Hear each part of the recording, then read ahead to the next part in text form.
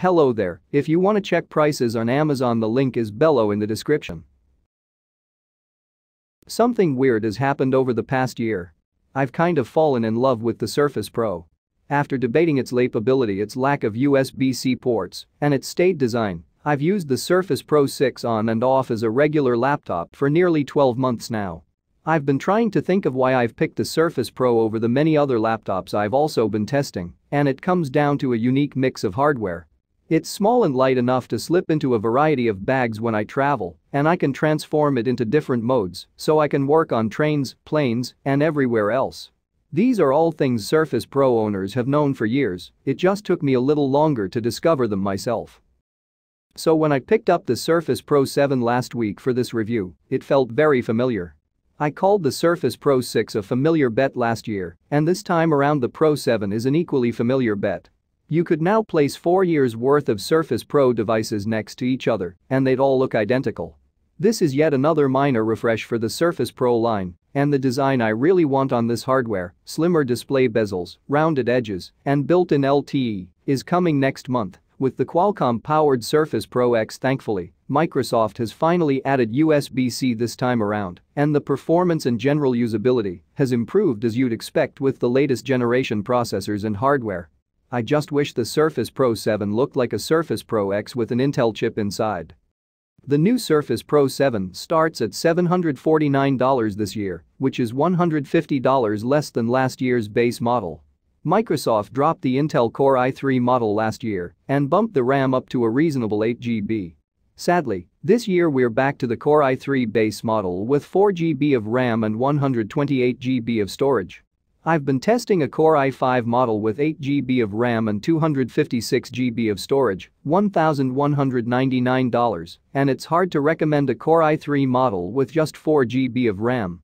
For most people, the $899 Core i5 with 8 GB of RAM and 128 GB of storage should be sufficient, providing you're mostly using cloud storage options. You'll need to step up to the $1,199 model I've been testing for a black variant. The base versions are only available in silver. Like always with the Surface Pro, the keyboard isn't bundled, so you'll also need to spend at least $129.99 on a Surface-type cover. Without it, you're just getting a tablet, and it's definitely not the primary way you'll use the Surface Pro 7. Microsoft also sells covers with Alcantara fabric for $159.99, and there are a few new color options this year. I've been testing the poppy red type cover, which looks like a fall mix of red and orange. Combined with the type cover, the realistic entry price is $878.99 for the Core i3 model. You can also purchase an optional Surface Pen for $99.99. All told, the rig I've been testing tallies up to 2 pennies shy of $1,360. Much like the Surface Pro 6, the hardware remains very similar on the outside. The big new addition on the Surface Pro 7 is USB-C. It's been a long time coming, but sadly it doesn't include Thunderbolt 3, so it's limited to USB 3.1 speeds, 10 Gbps. I'm disappointed Microsoft still hasn't made the switch to Thunderbolt 3, as the dream of using this as a single machine and hooking it up to an external GPU and monitor just isn't here yet. The USB-C port does let you hook up an external monitor directly, or you can plug into one of the USB-C docks that have flooded the market to get more ports. Naturally, you can also use this to charge the Surface Pro 7 with the same USB-C charger you use on your Android phone, or to attach accessories.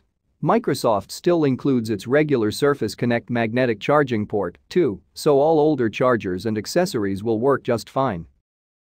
With most of the hardware unchanged from the outside, it's really the internals of the Surface Pro 7 that have changed once again this year. Microsoft has placed Intel's 10th gen processors inside the Pro 7, and you can pick between a Core i3, Core i5, or Core i7 variant. I've been using the Surface Pro 6 with an 8th gen Core i7 over the past year, and I've been impressed with its performance. It's equally impressive here, and the Surface Pro 7 remains silent even during times when I pushed it with some video editing. I've also noticed that Instant On seems to finally be working with the Surface Pro 7.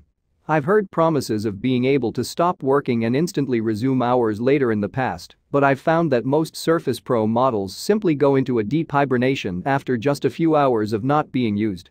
Even the quick resume on the Surface Pro 6 wasn't always snappy, as you'd have to wait for the Windows Hello camera to wake up occasionally.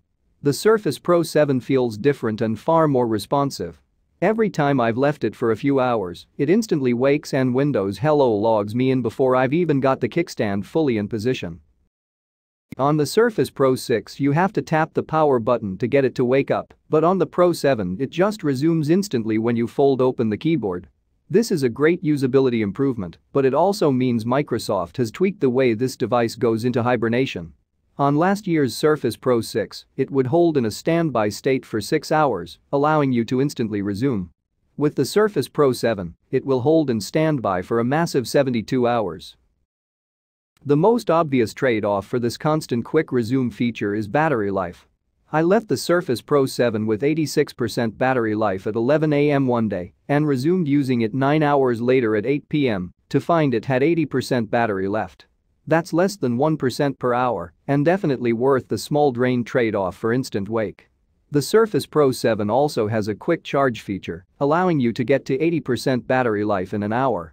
I found it takes roughly an hour and 40 minutes to get to full charge from nothing at all. Speaking of battery life, I haven't seen any major improvements this generation. On average, I'd get around 7 to 8 hours of battery life using a mix of apps like Chrome, Word, Discord, Twitter, Spotify, and more. If I watched more web video or graphically intensive apps web pages, then this could drop to around 6 hours. That's practically the same as my experience with last year's Surface Pro 6.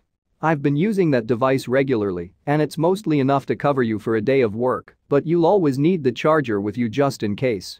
I'm hoping the Surface Pro X will offer the ability to not have to carry around a charger as much, and here's hoping that Microsoft improves the main Pro hardware next time around. I wrote last year that the Surface Pro deserves a bigger refresh, and it still does. I still love this hardware, and being able to squeeze into a tight train seat and work using full desktop apps is still a big selling point for me. But the Surface Pro X has left me feeling more excited, and it makes the Surface Pro 7 feel even more dated. I want to see a Surface Pro 8 with slimmer bezels, a rounded chassis, built-in LTE, and removable SSDs, all with the power and legacy app compatibility that Intel's processors provide.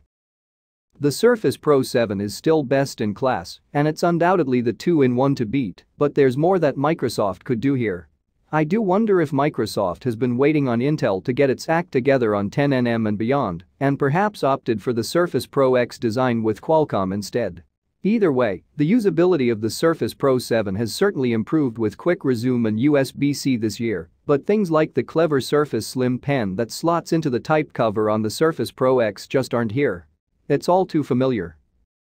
The Surface Pro X looks like it's now attempting to set the stage in terms of raw hardware for competitors to catch up to, and we'll now need to see if the Pro X can even come close to matching the performance of the Surface Pro 7.